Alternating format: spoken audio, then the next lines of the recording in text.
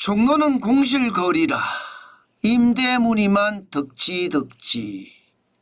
참 충격적인 말이 나오네요. 종로 이러면요 1980년대 1990년대에는요 대표적인 상권이었습니다. 그런데 이 상권이 무너진다는 이야기인가요? 지금 그게 현실입니다. 여러분 이거 한번 보세요. 종각 지하 쇼핑센터입니다.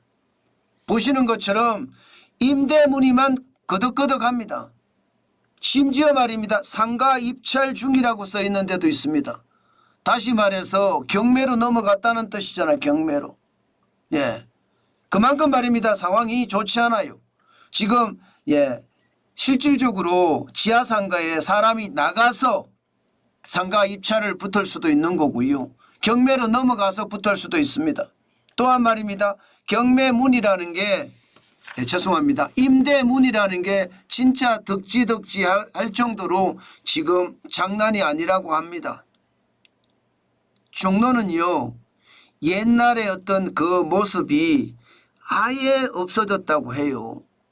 종로 2가 사거리에 위치한 탑골공원 여러분들 잘 아실 거예요. 거기서부터 400m 직선거리를 보면 공실만 쭉쭉쭉쭉 달려 있습니다. 어떤 층은요 2층 건물이 통째로 공실이 되어 있는 곳도 굉장히 많습니다. 여러분 기억하십니까? 종로 이러면요 맥도날드 종로 1가에 28년 동안 운영했던 직영점 2호 영업 중단한 거 아시죠? 또한 KFC 켄터키 프라이드 치킨입니다. 한국 1호점이 종로 1가에 있었습니다. 38년 만에 2022년 문을 닫았습니다.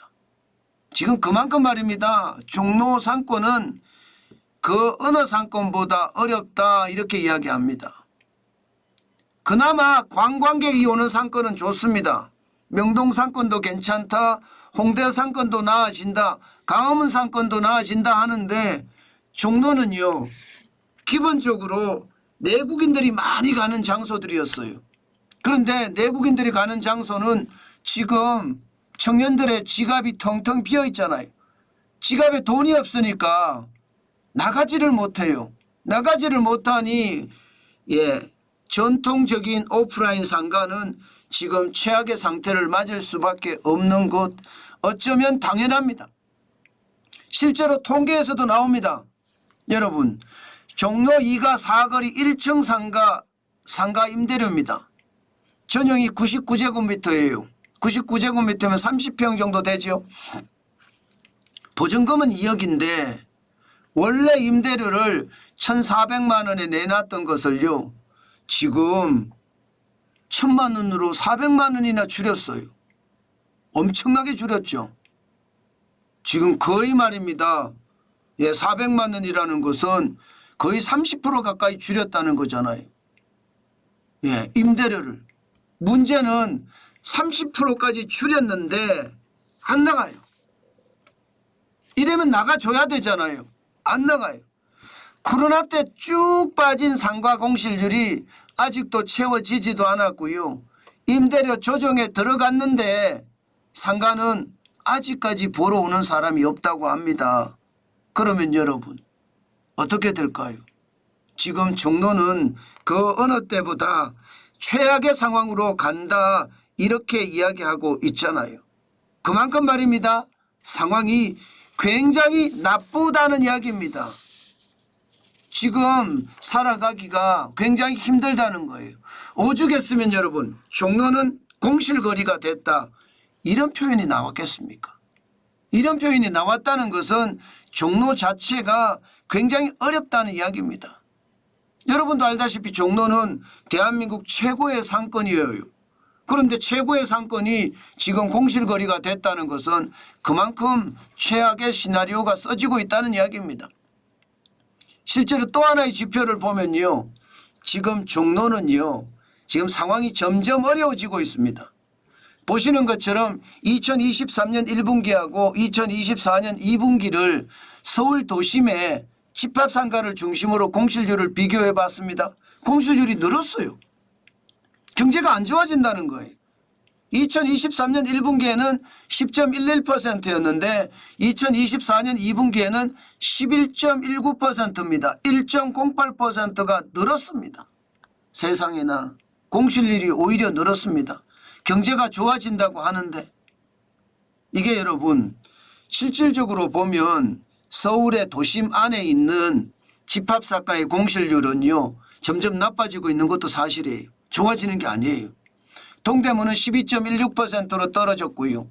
종로 앞서 말씀을 드린 대로 11.59%입니다. 서울의 전체 도심의 11.19%보다 종로가 높죠. 을지로는 11.43%. 그 정도로 지금 현실의 상황은 진짜 어렵다는 겁니다.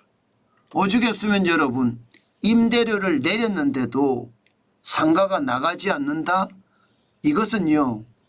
시장에 그만큼 어려움이 가중된다는 뜻이에요. 과거의 종로 상권이 아니라는 뜻입니다. 1,400만 원 하던 임대료가 1,100만 원까지 1,000만 원까지 내렸는데도 상가가 임대되지 않는다는 것은요. 그만큼 현장의 경제는 최악의 상황이 됐다는 뜻이고요. 사람들이 돈을 안 쓰고 지갑을 안 연다는 뜻이에요. 현장은 여전히 냉골이고요. 쪼그라들고 있다. 이런 사실입니다. 참 안타깝죠.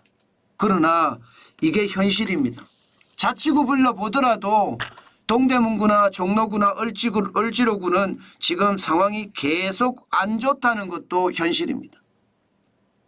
여러분 내수가 좋아진다 내수가 좋아진다 하면요. 기본적으로 최소한 종로 상권 정도는 좀 돌아가 줘야지 내수가 살아난다 이런 얘기 할 수 있습니다. 관광객들만 많이 오는 명동 상권이나 광화문 상권이나 아니면 홍대 상권이나 아니면 성수 상권이나 이런 쪽은요. 지금 전통적인 상권하고 비교할 바가 아닙니다. 좋아지긴 좋아졌어요. 관광객들이 많이 오니까. 그러나 전통적인 상권은 여전히 어렵다. 내수는 진짜 심각하다. 그 말이 아직까지는 현실입니다. 저는 이거 진짜 신중하게 봐야 된다고 봅니다. 이게 단순하게 시장을 봐서는 안 됩니다. 자영업자들이 줄줄이 무너진다고 생각을 해보세요. 안 그래도 부채가 많아서 자영업자들은 허덕허덕 하거든요. 장사까지 안 되면 부채 어떻게 갚습니까? 그냥 안고 죄송합니다. 이런 표현 써서 죽을 수밖에 없습니다. 망한다는 이야기죠. 그만큼 최악의 시나리오가 지금은 써지고 있다는 겁니다. 2022년 지금 1,019조 8천억 1,000억을 한번 넘어서고 나서요. 2024년 2분기에는요. 1,060조 1,000억 원까지 됐으니까 지금 그만큼 어렵다는 이야기잖아요.